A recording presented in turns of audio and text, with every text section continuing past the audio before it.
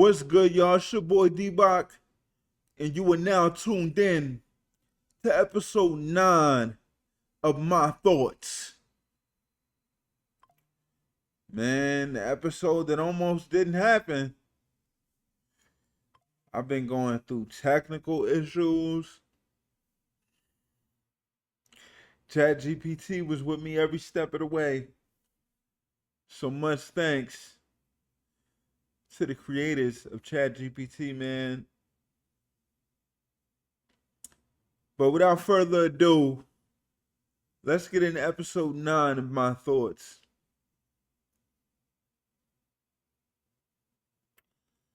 To kick things off, we discuss Monday Night Raw. The show starts with a Brock Lesnar and Femi weigh-in, leading into Hell in a Cell at SummerSlam. Oba, as soon as he took his shirt off, oh my goodness.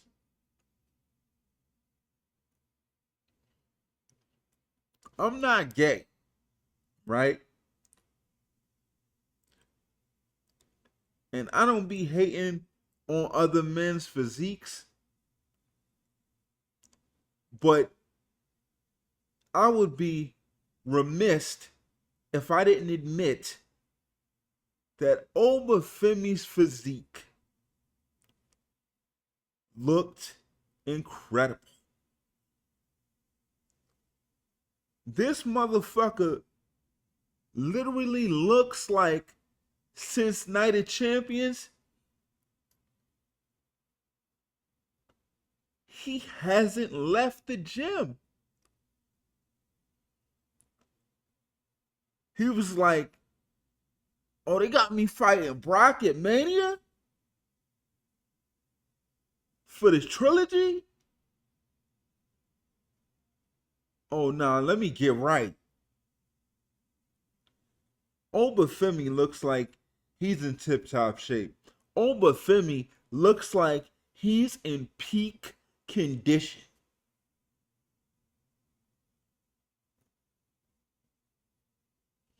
He gets on the scale.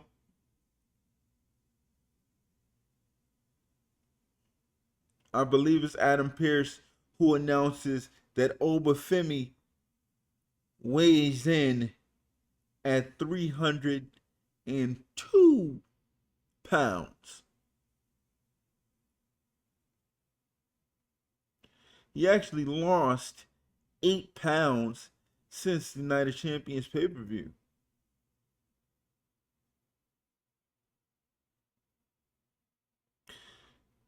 Then Brock Lesnar comes out, accompanied by Paul Heyman.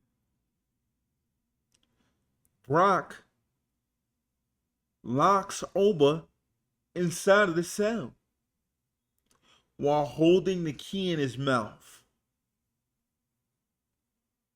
Paul Heyman says, allowing Brock Lesnar inside a Hell in a Cell is not a very good idea now, is it? He calls Brock the single most violent athlete in the history of combat sports. And he calls Oba an underdog going into Hell in a Cell.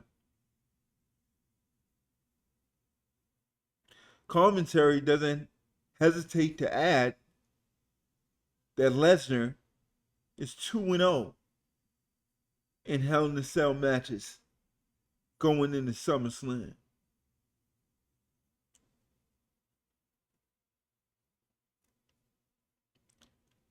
Brock Lesnar says,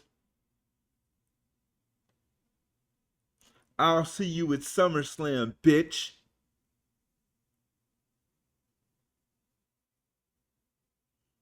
As he laughs. at Oba behind the cage. Oba replies,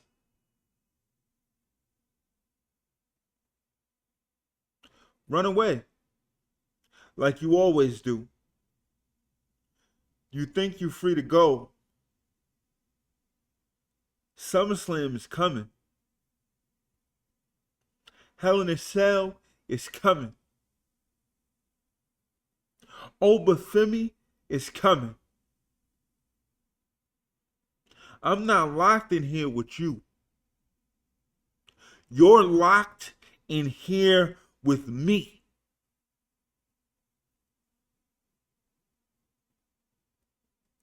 Yo, a few things I took away from this segment.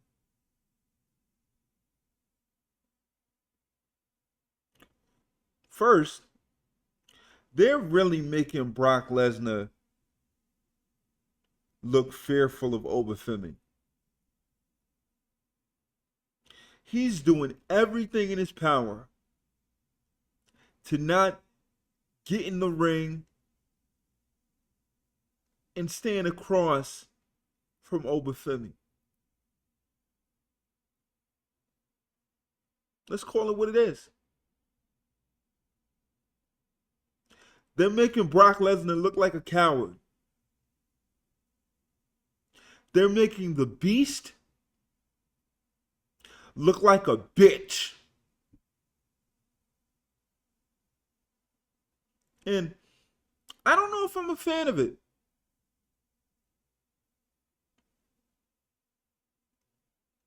You're Brock Lesnar, multiple time WWE champion.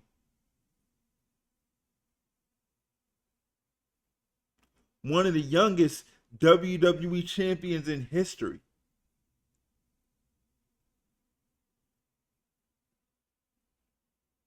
The man played professional football.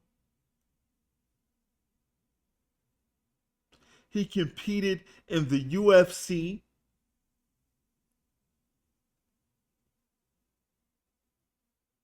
He beat The Undertaker at WrestleMania.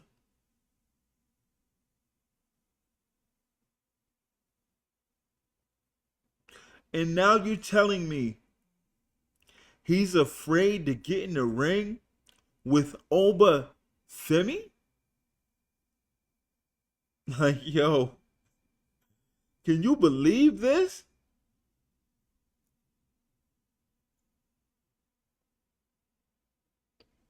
They making Brock Lesnar look mad pussy. Like, come on.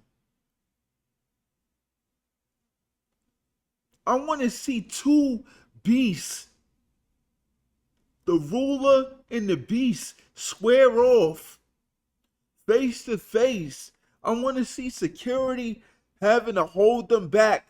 I don't want to see Brock Lesnar locking Oba Femi inside of the cell, laughing in his face, being condescending, patronizing the man, avoiding confrontation. I want to see Brock Lesnar bringing the fight to Oba Femi. Oba Femi and Brock Lesnar should be like Clash of the Titans. Every time these two men encounter, I want to see multiple security guards, referees, wrestlers having to break these two apart. That's how you do it. That's how you build up Oba and Brock. You don't build it up by having Brock Lesnar walk away.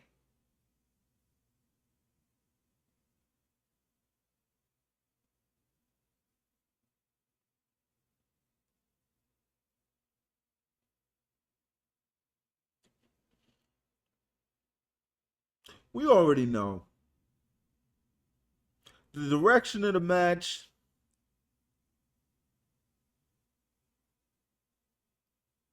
everything gives you the indication that Oba Femi will conquer the beast and the ruler will reign supreme at SummerSlam.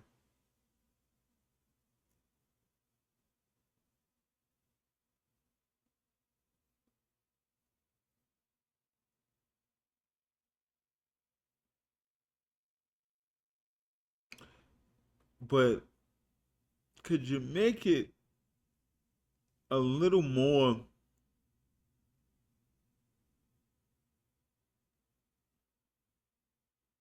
magnetic? One second. I have to. I'm cutting this part out for YouTube. I have to plug in my laptop charger.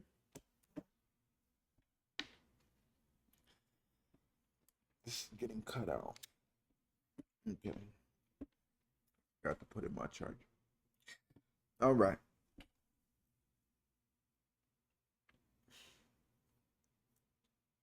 That's Oba and Brock. Next, we're going to discuss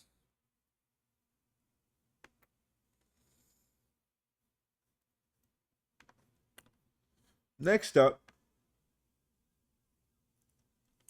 I wanted to dive briefly into the Vision versus Alpha Academy.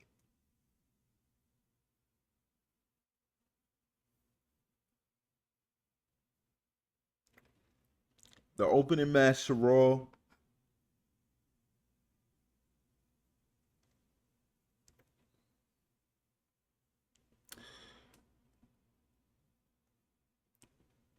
Alpha Academy versus the Vision. I have mixed emotions about this. If you don't know, I'm big.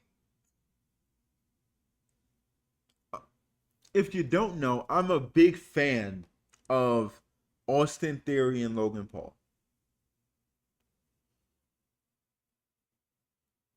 I liked the concept of the Vision originally, right? You take wrestlers that Paul Heyman sees as future superstars in the business, and he takes them under his wing.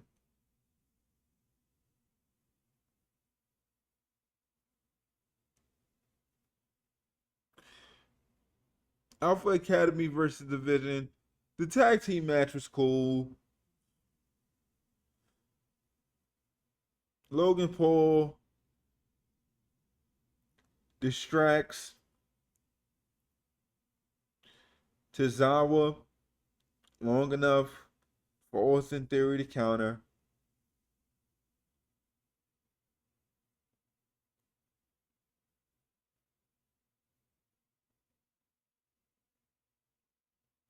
Braun Breaker throws Otis into the steel ring post. And I don't know what it is, like how they got the ring post mic'd up, but every single time you see a superstar make contact with the steel ring post, it makes a beautiful, beautiful, convincing, impacting sound. So that mic work is great. When Braun Breaker threw Otis's head off the ring post, really believable.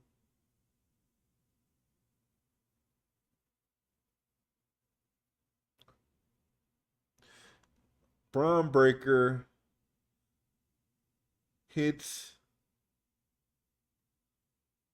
One second. Was it? Oh, 1 second.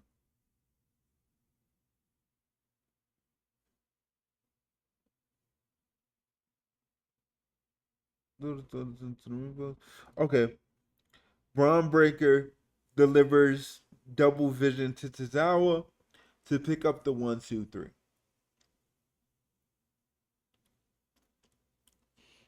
And Austin Theory and Braun Breaker end up jumping Tozawa after the match. They're beating him up.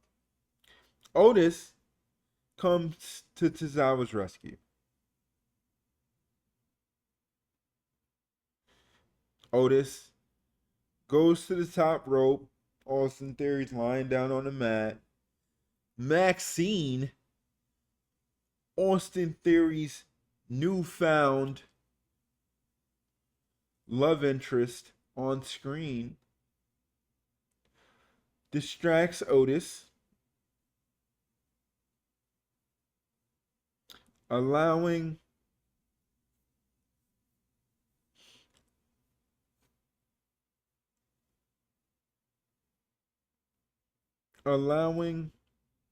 Austin Theory to regain momentum.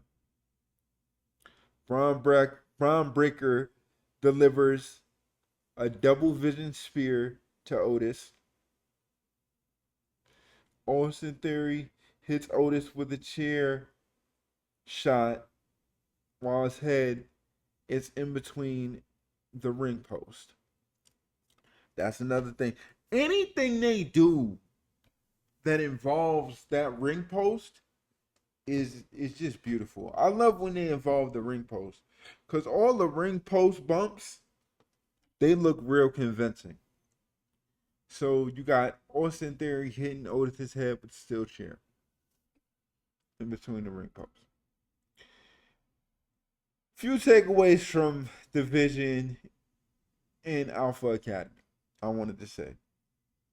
Like I said originally when I dove into this match, I like the original concept of the Division. You know, Paul Heyman takes up and coming WWE superstars that he sees as the future of this business and he puts them under his ring. The concept is great. And I feel like it worked. My only fear with the Vision is stagnation. Last week, Paul Heyman abandoned them.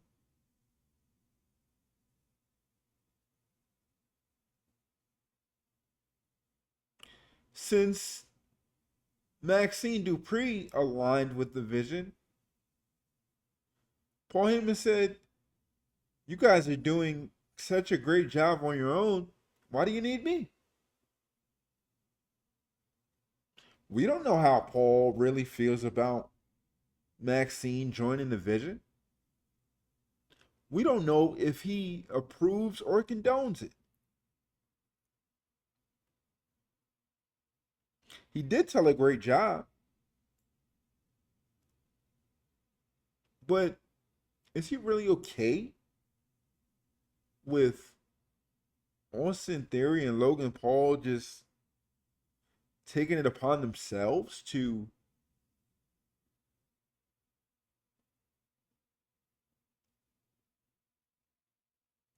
induct Maxine Dupree into the Vision?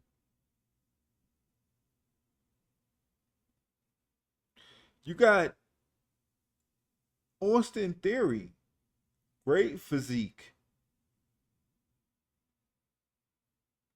great potential.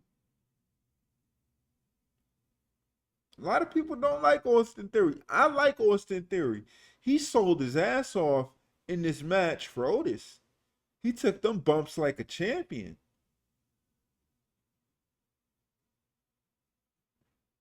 Great on the mic. He got the charisma.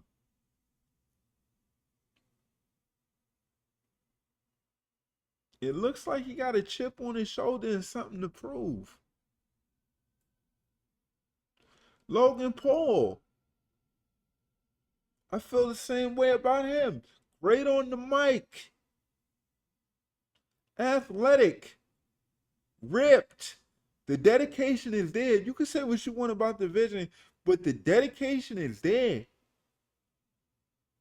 They take this shit super duper seriously.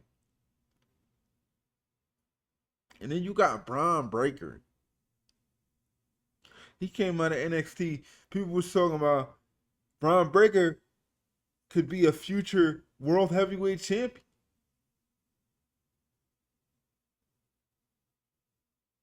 Now you lose the feud to Seth Rollins, which quite frankly, I thought was some bullshit. I thought Braun Breaker should have won that feud. I thought he outperformed Seth Rollins.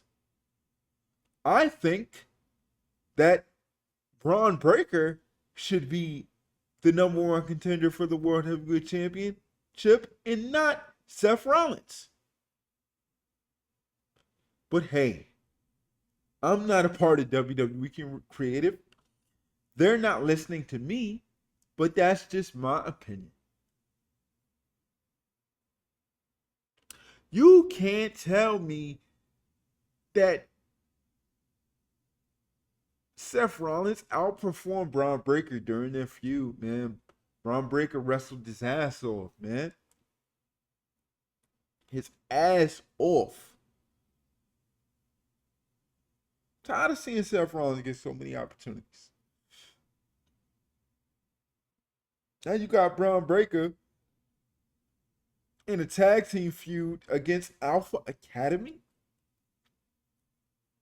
A guy that was projected to be a future world heavyweight champion seems to be in a tag team feud with Alpha Academy. You come off 2 hellacious matches against Seth Rollins back to back. Backlash and Monday Night Raw.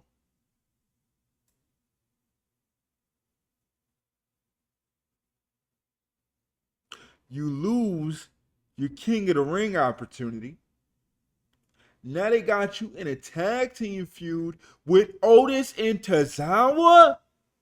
Like, what the fuck is going on, yo? This is Braun Breaker.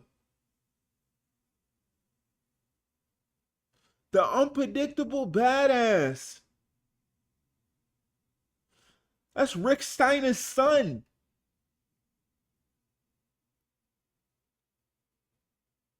Like, what are we doing? The vision was supposed to be up and coming stars, the future of the company.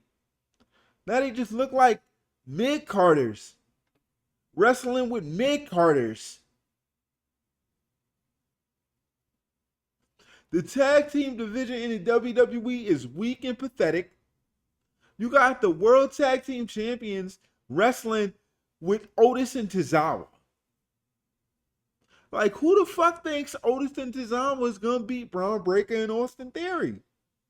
Not on their best day. If Otis and Tozawa were going to do anything memorable in the WWE, they would have done it already. We know who those guys are. We know why they're there. They're mid-carders.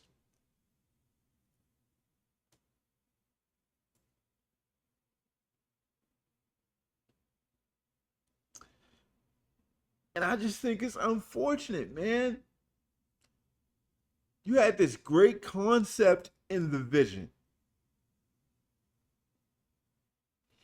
Now it's like WWE got blurred vision.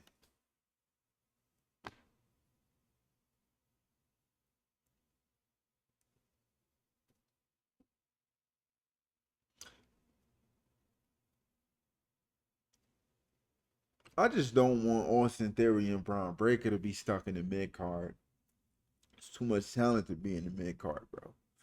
Too much talent. It's either they get them out the mid card angle as soon as possible with Otis and Tozawa, because they're not going to win that feud. Or you got to spice up the tag team division.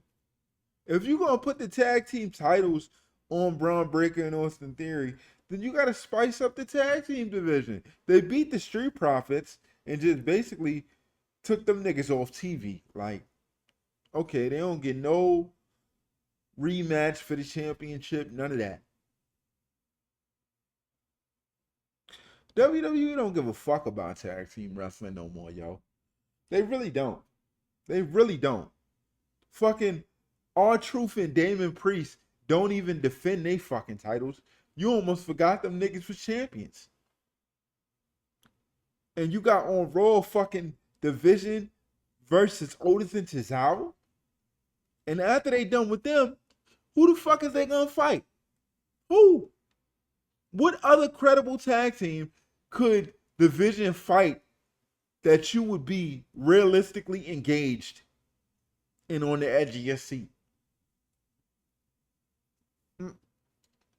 Nothing comes to mind. No one comes to mind.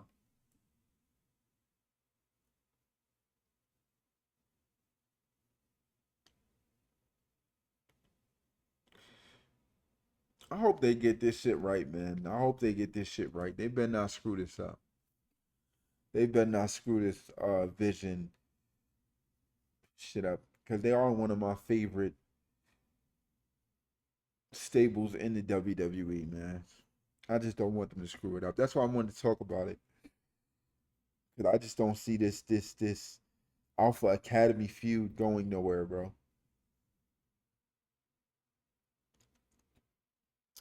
Now, later on in the night, because honestly, I don't give a fuck about Solo Sikoa.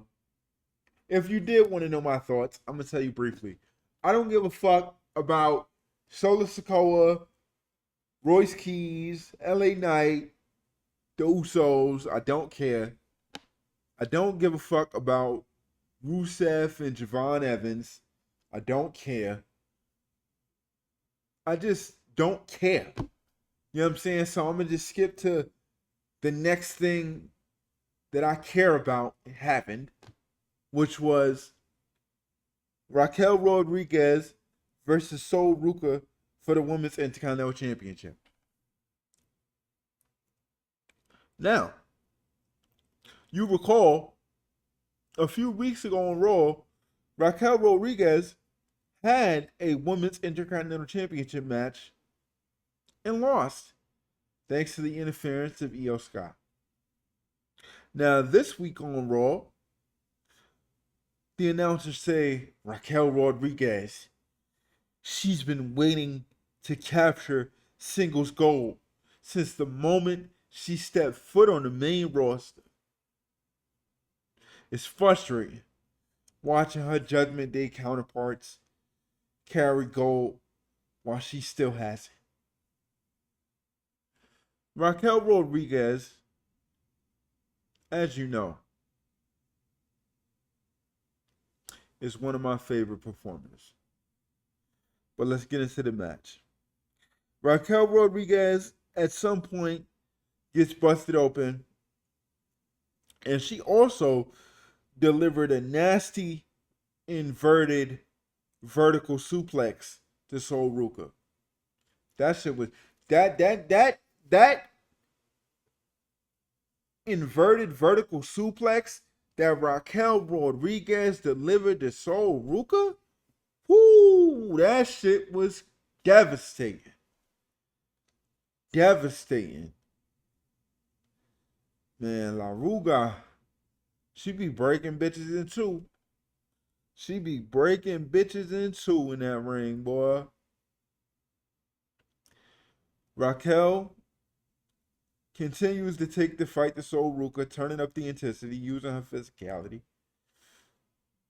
Sol Ruka, with the nasty bulldog to Raquel, seems to be gaining momentum. But then Roxanne Perez provides a distraction.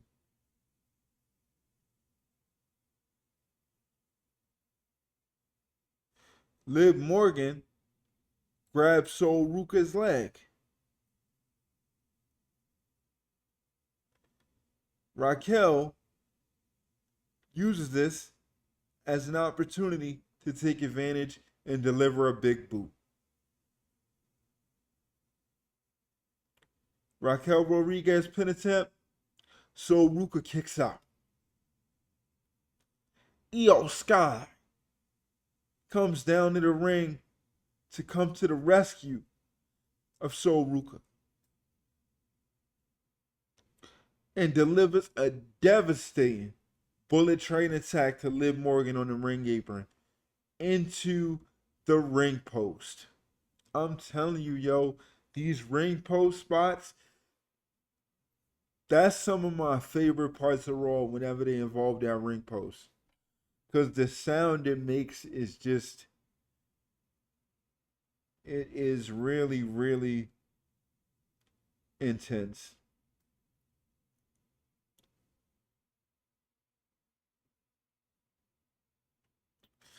Ruka attempts a soul snatcher to Raquel Rodriguez,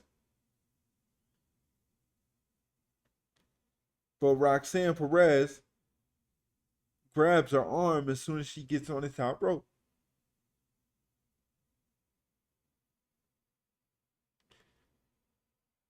Raquel Rodriguez takes advantage of the distraction and delivers a Tejana bomb and covers Sol Ruka 1, 2, 3. We now have a new women's Intercontinental Champion, La Ruga, Raquel Rodriguez. As you know, I spoke a few weeks ago on my thoughts saying how Raquel Rodriguez, she just keep falling short, man. She lost the Queen of the Ring tournament. She lost her first shot at the Women's Intercontinental Championship. But she took advantage of her second opportunity, pinning Sol Ruka 1, 2, 3 off the distraction. I should be happy that Raquel Rodriguez finally broke through the glass ceiling and captured her first singles title on the main roster. However, there's only one problem. The WWE has shown us they don't give a fuck about mid-card singles titles, especially for the women. Look, Sol Ruka just had the Women's Intercontinental Championship. How long was her reign? 57 days. Not even 2 months. And she lost the title. Listen, I know Sol Ruka has her fan base. People love her. People are going to love her. But can we really call her title reign credible? She didn't even have the title for 2 months. She lost it on her third defense.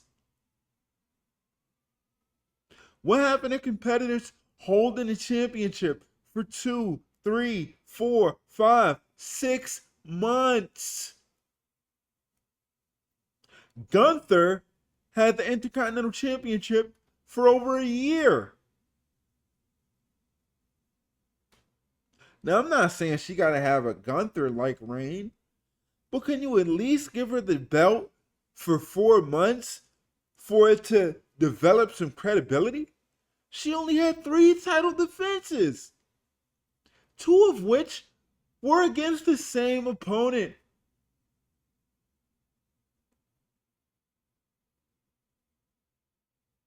I feel like this brings more credibility to my point of she should have never won the championship in the first place. Big Time Bex was a way better competitor than her. Way more enjoyable on the mic. Can cut a promo, work in the ring. The only reason to take the belt off her was that she wanted some time off to spend with her family. which is understandable. But any other reason outside of that, you can't convince me that Sol Ruka deserved to be Women's Intercontinental Champion. What would have me believe that Raquel Rodriguez won't suffer the same fate?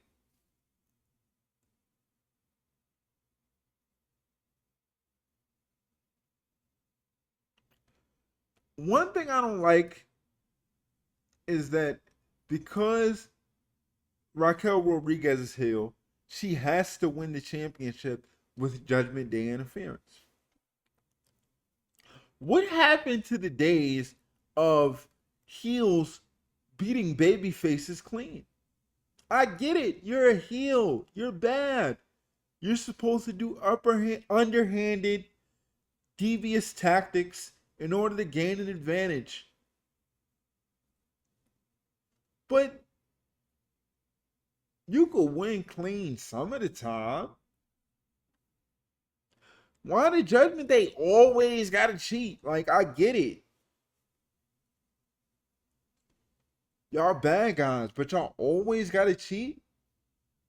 Raquel Rodriguez could just dominate Sol Ruka in a match. That's believable.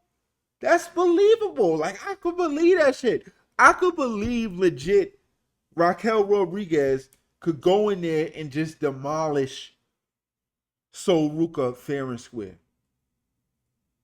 I could believe that. Why they won't do that? I don't even know. I don't fucking know. Raquel Rodriguez looked like she could break Sol Ruka in two. She don't need the Judgment Day's help.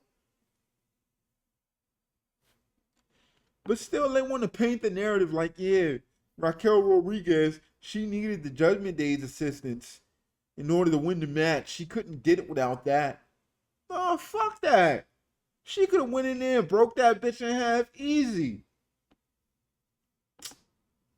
WWE be on that bullshit, man. The heels always gotta cheat to win the match. That shit is corny. It's played out. Sometimes the bad guys lose. Sometimes the good guys lose and the bad guys win. Why don't you tell that story? And sometimes they don't gotta cheat. Sometimes they're just better.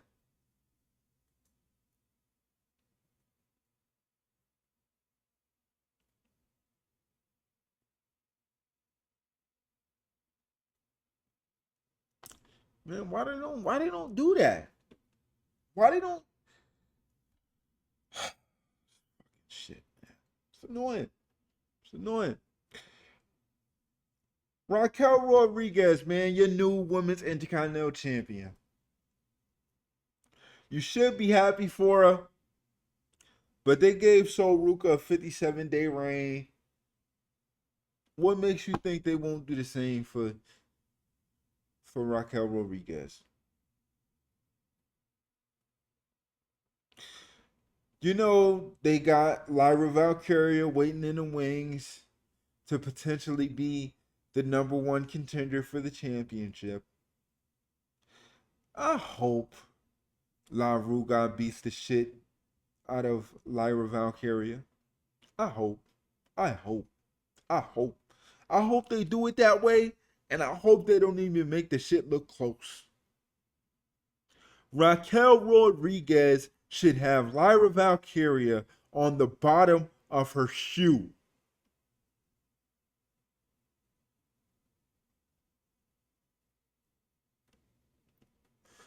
They gotta at least make Raquel Rodriguez's title reign 4 months for it to be respectable.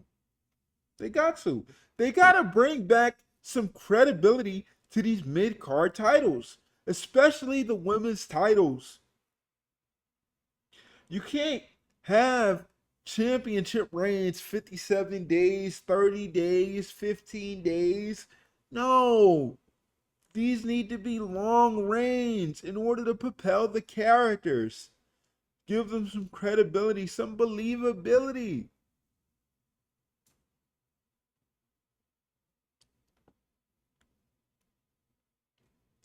Let's see how it goes, man.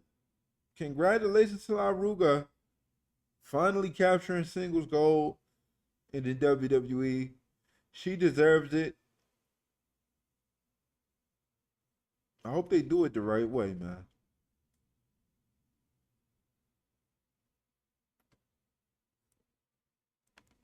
Now, to close the show, Monday Night Raw had a face off between the revolutionary Seth Rollins and the tribal chief, Roman Reigns. One thing I've noticed about this feud is that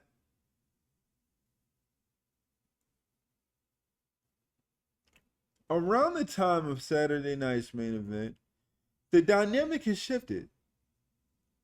They now have Roman Reigns playing the babyface role and Seth Rollins playing the heel. You hear the crowd cheering Roman Reigns, and you hear the crowd not booing Seth Rollins, but they're not giving him as loud of an ovation as Roman Reigns. You could tell Roman Reigns is the most popular guy in the WWE right now. So Roman Reigns makes his way to the ring, comes out,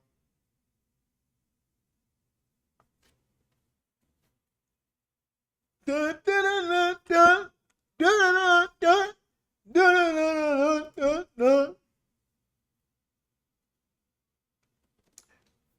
steps foot in the ring.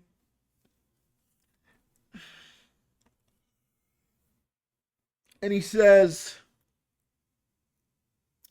Los Angeles. Then you hear, burn it down. Seth Rollins interrupts Roman Reigns greeting the Los Angeles crowd, steps foot in the ring, looks Roman Reigns in the eye, and Seth requests that the Los Angeles crowd acknowledge him. That was nice. I did like that. That was real. That was real slick of Seth Rollins. I enjoyed that part. Seth said, when it comes to me and you, I'm the bad guy. And that's fine with me. That's how I get mine. Some of us got everything handed to them on a silver platter. People like me had to grind to survive to get ours. Seth said, there's one thing you'll never be, and that's better than me in this ring.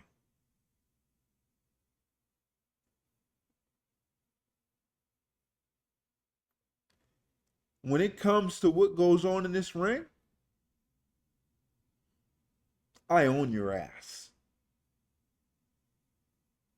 When it comes to what goes on in that thick skull of yours, I own your ass there too.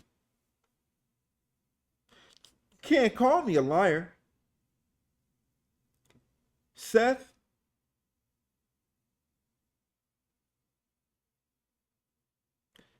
said, you say you need to beat me at SummerSlam? You can need it all you want.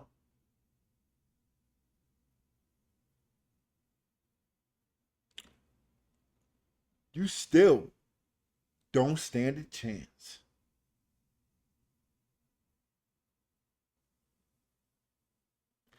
Roman replied and said, I need to beat you. My family needs to see me beat you. The entire industry needs to see me beat you. I'm the last true champion around here.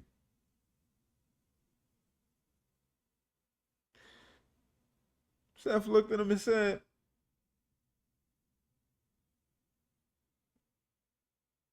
I hope your family is there on Sunday because I would love nothing more but for them to watch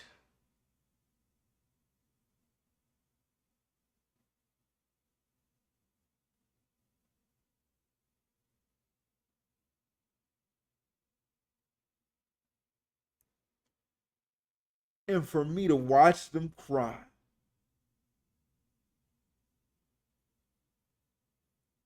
As I show them their daddy is Seth Rollins' bitch.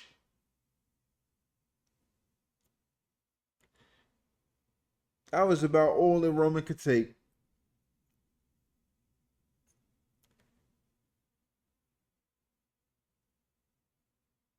He charged at Seth Rollins, attacking him with strikes, hitting him with hard lefts over the head,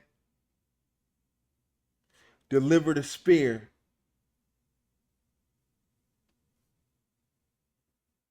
went outside the ring, retrieved a steel chair, looked at the steel chair for like 5 seconds, long enough for Seth Rollins to get back to his feet. Roman entered the ring with the chair, and as Roman slid into the ring, Seth Rollins took advantage and delivered a curved stomp on to that exact steel chair.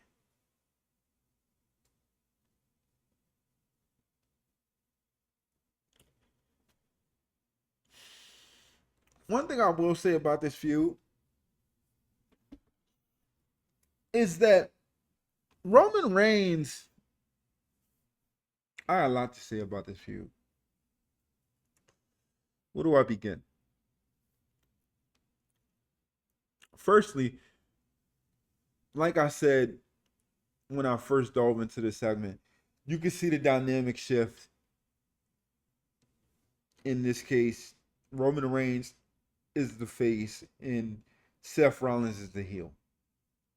You don't talk about somebody's family if you're a baby face. That's a heel move. And you could tell that at the Saturday Night's Main Event with the segment with Jalen Brunson that, yeah, Roman Reigns is the heel. I mean, Roman Reigns is the face. He's the face. They got Seth Rollins looking like a total fucking bad guy. Um, I already told you, man. 2 episodes ago in my thoughts. You can't pay me enough money to believe that Seth Rollins is going to beat Roman Reigns at SummerSlam. I just don't believe it. It looks like right now Roman Reigns is building up the credibility that he can defend his World Heavyweight Championship on his own without bloodline interference. And I don't see that stopping anytime soon with Seth Rollins. I don't see that stopping with Seth. You know, especially now that they got Seth portraying the heel. That even leads me even more to believe that Roman Reigns is going to be victorious at SummerSlam. But you can see they're playing into the angle that Roman looks a bit emotional in this feud with Seth Rollins. You can see he's a bit off his game. He hesitates. He looks a little overly angry, right? More than usual. He's lacking emotional control because the feud with him and Seth Rollins is so personal. They go back since the Shield 2015. So you could tell WWE is definitely playing into the history, the emotional aspect of it. And that's why Seth Rollins has gained the upper hand on Roman Reigns, is because he's letting his emotions get the best of him.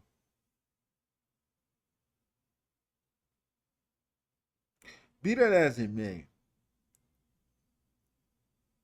I still don't think Seth Rollins is going to win World Heavyweight Championship. Because Seth Rollins had his chances. I told y'all this before. Seth Rollins had his chances.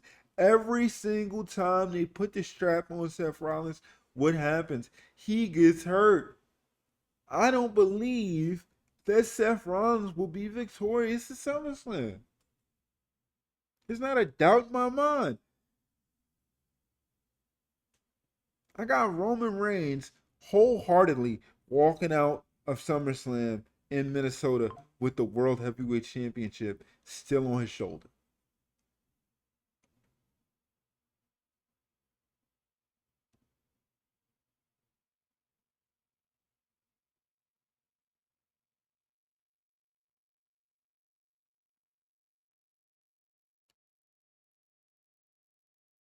What else did I want to say? Um, I don't know. I talked about the change of dynamic. I talked about how Roman looks off his game. Yeah, that's everything. That's everything I wanted to discuss in terms of this segment. And yeah, man. What else did I want to talk about for episode 9 of my thoughts? I wanted to reflect a little bit. Like, we really at episode 9 of my thoughts. I really did 9 of these shits. It's 9 episodes. It's 9 episodes. And I stuttered a lot during this episode. I don't know why. I tried to do my best. Human.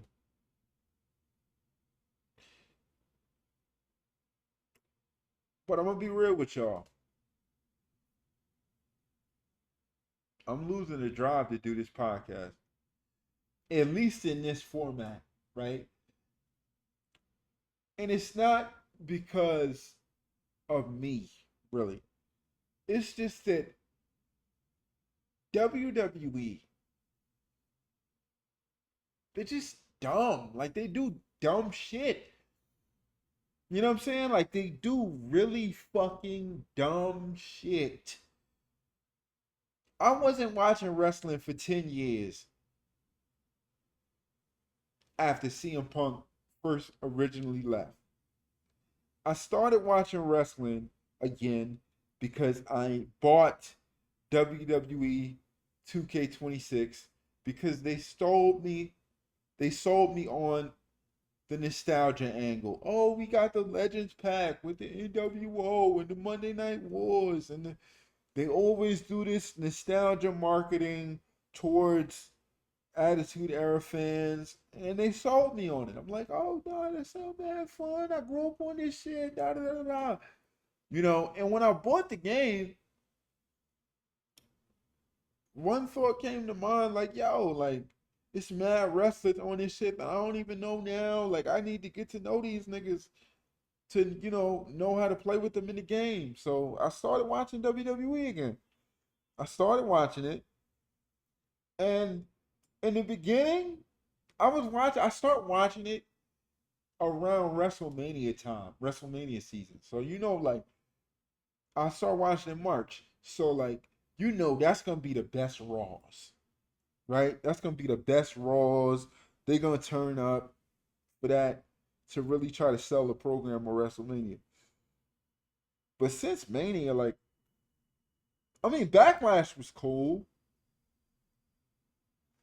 Night of Champions was alright. Saturday night's main event was You know what I'm saying? Like wrestling is cool, bro, but having to talk about this shit every week, like I already told you, it's other shit that happened on Raw.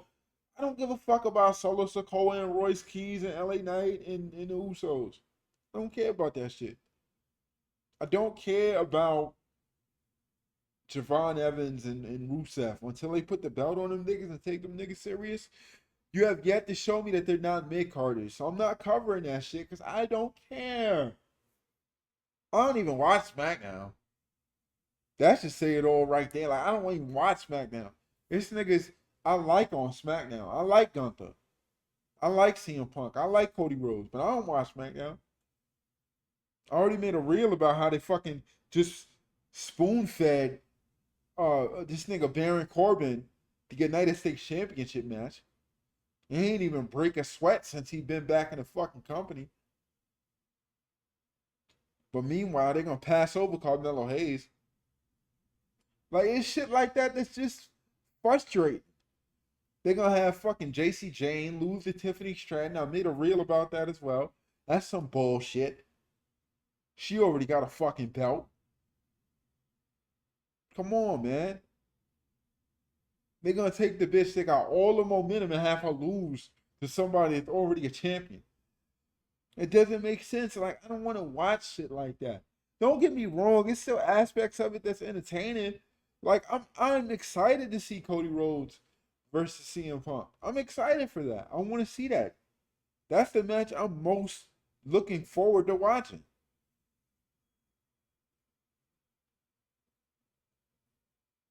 But to be honest with you, we can. All right, let's do this right now. Hold on. I'm gonna do this right now. Like I usually like to have everything structured and I got my notes on the computer, but I didn't think I was gonna do this. But I want to do this. I want to do this really quickly. Hold on, wait 1 second. 1 second.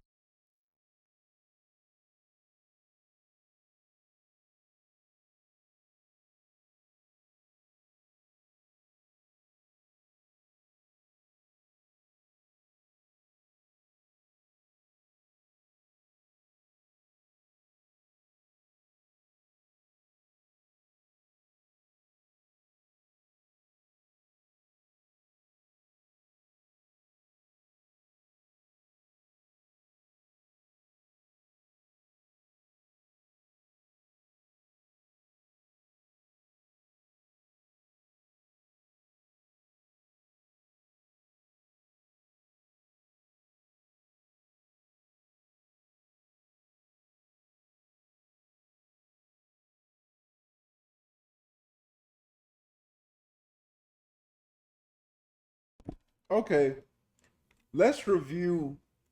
Let's review the card for SummerSlam. For Saturday, we have CM Punk versus Cody Rhodes for the undisputed WWE Championship. That is my most anticipated match. I'm excited to see that because I could see that going either way. I could see Cody and CM Punk going either way. I'm already anticipating it to be a 5-star match. I hope they get a lot of time to work. It should be at least a 30 plus minute match. It's going to be very entertaining. Two of my favorite competitors, the American Nightmare and the best in the world, CM Punk. I'm excited for that. That's the one match I'm going to tell you I'm excited for. That's probably the only match I'm excited for. But the rest of the card for Saturday, Femi versus Brock and Hell in a Cell. Are we really excited to see Femi and Brock and Hell in a Cell? Are we really excited? Are we really? Are we really excited? Like really? No. I'm gonna just speak for me. No, I'm not really excited to see Oba and Brock and Hell in a Cell. Do you know why? Do you know why I'm not excited? What you mean? It's the Beast and the Ruler. I'm not excited because they already telling us what's gonna happen. They telling us. storyline wise, they telling this story that as soon as Femi lays hand on Brock Lesnar, he is going to destroy him. Period. Period. And it's going to be Brock Lesnar's final match in his hometown of Minneapolis, Minnesota. And I'm going to give an ovation. Because I was there for the entirety of Brock Lesnar's career. And I loved every part of it. To be honest, except for this storyline with Femi. They got him looking mad pussy. Like, you Brock Lesnar, bro. People should be scared of you. Picture Brock Lesnar fairing a man. Like, that shit don't even make sense. I'm not excited for over Brock because I already know what's going to happen. My only hope is that at some point during the match, they actually go on top of the cell and start fighting. Which I doubt. Triple H won't allow that shit. But I really hope I'm wrong and they do it. I really, from a fan perspective, I would enjoy that. They haven't gone on top of the cell in years. And I want to see it. Next, there's the Women's Championship match between Io Sky and Liv Morgan. I am excited for this match. Because Io Sky is a great competitor. Liv Morgan is great on the mic. She's a great personality. And I hope to God that the Judgment Day don't interfere and cost Io Sky the match. Although, that's what they do with all the Judgment Day matches. Judgment Day interference, the only way they win. I hope they don't do it that way. I hope they give Liv Morgan some actual credibility and have her beat the babyface fair and square. But this is WWE, so you know that's not gonna happen. If Liv Morgan end up winning, it's gonna be because of Roxanne Perez or Raquel Rodriguez, or Dominic Mysterio, or JD McDonough getting involved, getting a distraction, distracting the referee, hitting Io Sky, some underhanded tactic for Liv to get the advantage and pull off the victory. I just hope it doesn't happen because I'm tired of that shit. They do the same shit. And this is why doing these podcasts centered around this product just gets redundant because it's like, yo, the same shit. You know what I'm saying? Tired of it, yo. And then they got 6-man tag match. I don't give a fuck about this match. 6-man tag match between LA Knight, Solo Sikoa, and Royce Keys versus Jacob Fatu and the Usos. I hope Jacob Fatu and the Usos put belt to ass on LA Knight and Royce Keys and Solo Sikoa. I hope so. I hope so. I'm tired of them niggas. I'm tired of LA Knight and his voice and his cadence and his delivery and his promo. I'm tired of him. He just needed the ass kick, bro. You know what I mean? Kick his ass. Give the bloodline some credibility. If you have, listen to me. If you have LA Knight and Royce Keys and Solo Sikoa, an odd pairing, to say the least, beat the bloodline. What the fuck is that? What you gonna have them do? They gonna stand in the ring victorious and then what? Where's the direction you go from there? LA Knight and the Usos and Solo Sikoa are victorious. That don't even sound right. Victorious. That shit don't even sound good. It don't even sound good. That's how you know it shouldn't even go in that direction. Them niggas winning don't even sound good to the ear. Like it don't hit the ear good. You know what I'm saying? Picture the bloodline. Multiple time tag team champions in the Usos. Former United States champion and World Heavyweight champion, number one contender, Jacob Fatu, loses to LA Knight, Royce Keys, and the Uso and Solo Sikoa? That shit don't even make sense. That was just that would just kill all credibility that the bloodline have. To be honest with you, if they lose that match at SummerSlam, listen to me, yo. If the bloodline, Jacob Fatu, and the Usos lose to LA Knight, Solo Sikoa, and Royce Keys at SummerSlam, they should disband right there. Disband. Because y'all clearly ain't shit. How you gonna lose to three dudes that's tag teaming for the first time together? What? That don't even make sense. Half of them niggas don't even like each other. And y'all the bloodline. Supposed to be one of the most dominant factions in WWE history. Roman Reigns, y'all cousin, is World Heavyweight Champion. And y'all gonna lose to Solo Sikoa, Royce Keys, and LA Knight on a Saturday night? They should disband and quit. If they lose that match, disband and quit. You know what I'm saying? Because y'all clearly ain't shit, bruh. I got the bloodline winning that though. I don't think WWE would be that stupid.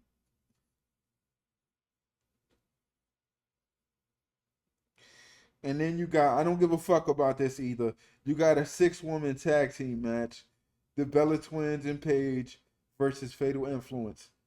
I will say, in regards to this, Fatal Influence got to beat the shit out of them. You already know I'm not a fan of the Bella Twins or Paige.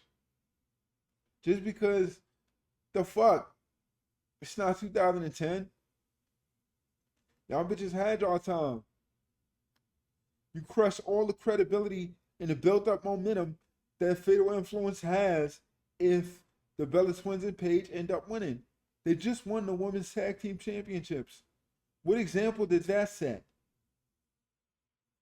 How much credibility and believability do they have if they lose at a major pay-per-view like SummerSlam to Brie Bella and Paige and Nikki Bella? You know what I'm saying? I don't like the Bella Twins. Never liked the Bella Twins. Paige is okay. But yeah, man, Fatal Influence got all the swag. I love Fatal Influence. I like Fatal Influence. I just wish they would have put JC Jane in the interim Women's Championship ladder match on Sunday. And not fucking Tiffany Stratton. And that's it for Saturday. For Sunday, we got the World Heavyweight Championship match between Roman Reigns and Seth Rollins. I already told you. I got Roman winning that, especially now that they got Roman as the babyface and Seth Rollins as a heel. I just don't believe that WWE has the confidence in Seth Rollins to sustain a World Heavyweight Championship reign, given his injury history and his past transgressions. I think Roman Reigns is gonna win, man. I think it's a good storyline. Yeah, you got Roman Reigns and Seth Rollins. They go way back. Build up tension, build up feud. But in reality, I don't think Seth Rollins is gonna win. I think it's gonna be a very, very good match. Very entertaining.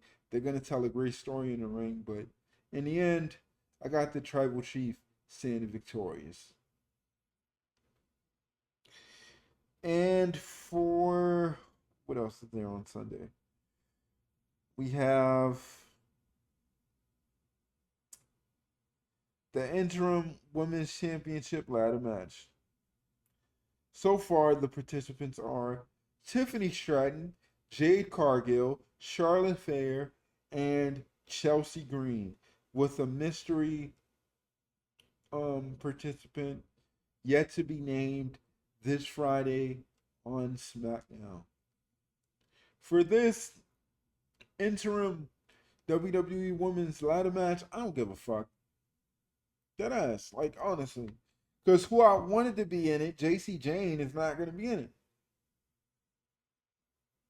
I don't give a fuck, bro. We could go through the participants. Um, Tiffany Stratton, she's already champion. You gonna put two belts on her? Why? She don't need two fucking belts. She already a United States champion. Or did you forget because she don't defend it, they don't promote it, and they don't give a fuck. Like, come on, bro. And you got Jade Cargill. Jade Cargill. She literally got demoted. She was WWE Women's Champion, lost to Riyadh Mania, and then got the rematch at Backlash, lost to Rhea at Backlash.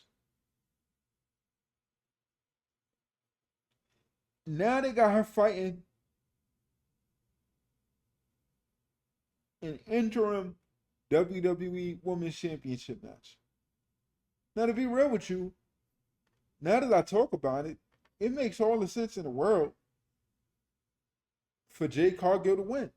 Do you know why? Because Rhea Ripley's not there. And whenever Rhea Ripley's not there, she wins. So I wouldn't be shocked if Jade won in the absence of Rhea Ripley. But as soon as Rhea Ripley gets back, she's going to take what's rightfully hers.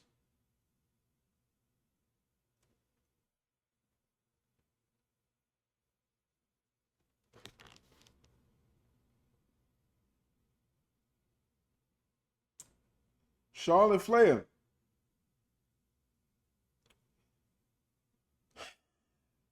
Listen, bro. I love Charlotte Flair. I think she is a great performer in the ring. She's great at telling stories in the ring. She plays to the crowd tremendously. Her promos, she not quite her pops, but who is, you know? But from an in-ring standpoint, you can't ask for anything more. Charlotte Flair is the total package. She's athletic, charismatic, she plays to the crowd. I just don't see a reason for her to be victorious at SummerSlam. She's already won the WWE Women's Championship multiple times. You want to pepper her with more championship reigns? Why not? I feel like the championship is to boost up and coming talent. Having people win the championship that's already won the championship seems counterproductive. Do we really want to see another Charlotte Flair WWE Women's Championship reign? Chelsea Green. Chelsea Green. I don't know much about Chelsea Green. I know that she was um United States champion, and I know she's regarded as a total package. She's great in the ring, great storyteller, great promo work. But since she's came back, I don't really know what WWE is gonna do with her, bro. I think she probably needs to win this match because she just seems to be around. You know, like she just seems to be around. I think she needs this just to give her some form of an identity. We have Penta versus Chad Gable. You already know. I got Chad Gable winning this. He's on his redemption tour, and it's in his hometown of Minneapolis, Minnesota. I 100% think Chad Gable's going to win this. And he's going to put the icing on his cake for his redemption tour and capture the Intercontinental Championship. I think it's going to be a great match between him and Penta. I'm anticipating that. I'm excited for this match as well, just to see it. I know the outcome, what it's going to be, but I'm curious to see how they get there. And much respect to Penta, one of my favorite performers. I've enjoyed his championship reign. I wish that they would have gave him a bigger platform. Because Penta's great, and Penta's great in the ring. He got charisma. He can do it in the ring. It's very entertaining. I just wish that he just had more on screen time.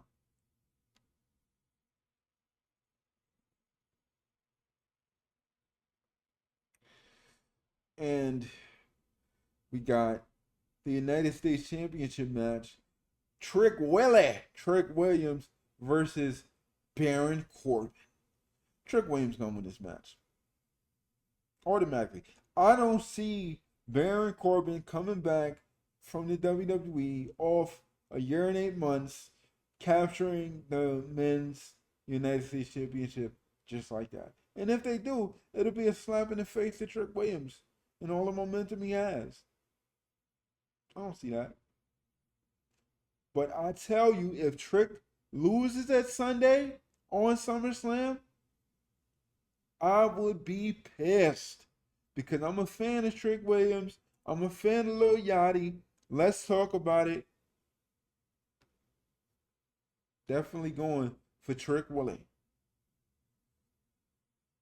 And we got an undisputed WWE Championship #1 contender match between Finn Balor and the last real good guy, Sami Zayn. I got Sami Zayn winning this. I have no reason to believe a guy that just came out of nowhere in Finn Balor is gonna kill Sami Zayn's momentum. The crowd is completely behind him getting his just due when it comes to the WWE Undisputed Championship. Some people don't like the fact that CM Punk was just able to waltz in on a Chicago Monday night and take the championship from him. I don't see them killing that momentum by having Finn Balor be victorious against Sami Zayn. So I have Sami Zayn beating Finn Balor and becoming the #1 contender for the WWE Undisputed Championship. And those are my predictions and analysis for this up and coming SummerSlam pay per view. Now, I just want to reflect. Um, Listen, man, these 9 episodes has been an adventure. These 9 episodes, I've learned a lot from a technical standpoint, as far as like working on the OBS software, getting my settings just right, from a personal standpoint with myself. And I'm proud of myself. Even though people don't watch this shit, I'm proud that I stuck with this for 9 straight weeks and delivered an episode. It may not have all been on Tuesday, but I delivered an episode for 9 straight weeks, and I'm proud, man. But next week for episode 10,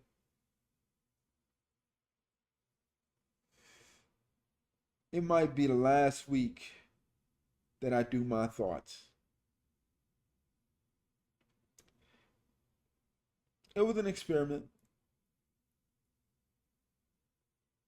It had ups and downs, highs and lows. Some things I did wrong that I wish I could have did right. Some things I did right that I want to keep doing. And why it might be the last week is because I'm just exhausted with the WWE. Like, I'm exhausted. These motherfuckers. It's just. I feel like my life right now, man. I don't want to spend it doing shit that I don't want to do. I want to watch the WWE product because I enjoy it, and it's a lot of this shit that I don't enjoy. A lot of this shit is just, yo, I gotta struggle and watch this shit. Like, yo, this is boring. Like, I stopped watching wrestling for 10 years. Don't get me wrong, there's some aspects of it that's entertaining. Cody Rhodes and CM Punk, I'm entertained to watch. I'm going to be entertained by Chad Gable and Penta. I'm going to be entertained by Roman Reigns and Seth Rollins. But it's a lot of mid card fluff that I could care less about that's going to be happening at SummerSlam. I don't give a fuck about Dominic Mysterio and Danhausen. I got Danhausen winning that, by the way. But I don't give a fuck about the match. They're not going to kill Danhausen's momentum by losing a fucking Dominic Mysterio. And also, I needed to touch base on the Nick Aldis and Gunther match. I also think that match is going to be good. I could see that going either way. I don't know who's going to win. So I'm excited to see that as well. But a lot of this shit is boring, man. I don't know if it's me. It's me. I just don't fuck with wrestling like I used to. Like, it's cool. Don't get me wrong, but to sit and watch this shit every week, I just got this voice in the back of my mind, like, yo, this is boring, this is boring, this is boring. like, bruh, and this, I don't know, dog. I don't know if my attention span could take it. Watching these shows, making these notes, making this format, clipping this podcast, doing it in this format, covering sports. No. If I do continue my thoughts, it will be more in a vlogging format, like life vlogging format, you know, but we'll see. We'll see. I'm still contemplating what to do next or what I will do next. I know one thing though. As far as this format, after episode 10, if I do continue this, there's going to be some changes. Because I don't know if I can keep doing it in this format. Like, I only talked about the things on Raw that I enjoyed. And that's the only way I'm going to continue to do this. That's the only way it's going to be bearable, honestly. Because if I got to talk about Danhausen or fucking LA Knight, I'm gonna lose my fucking mind. I'm going to keep it a bean. You know, that's the only way I can form this podcast a way to be interesting to me. Um, and if I'm not interested, I know you're not gonna be interested because I feel like your audience can feel if you're interested or not. And I'm hanging on by a thread with this shit, man. Next week, the aftermath of Raw. Excuse me, the aftermath of SummerSlam will be my last My Thoughts episode in this format. It might be my last My Thoughts episode overall, but tune in on Tuesday. I'm going to try to bring that to you on Tuesday and not procrastinate because I'm just bored with the WWE. All right. Is there anything else I wanted to discuss? We're going into August, man. It's August. I've been in the house playing 2K, watching wrestling, doing podcasts on wrestling and on the NBA. I need to get out the house at least once. I said I was going to go do some things that the time is gone and past. Said I was gonna go to Fanatics Fest, didn't go. Said I was gonna go to Hip Hop Jam for the Disability Fest, I didn't go. I haven't gone outside. Haven't been outside. Don't feel like going outside. But I need to take myself outside. I've been inside for a very long time, doing this content, playing video games, and I gotta step foot outside, man.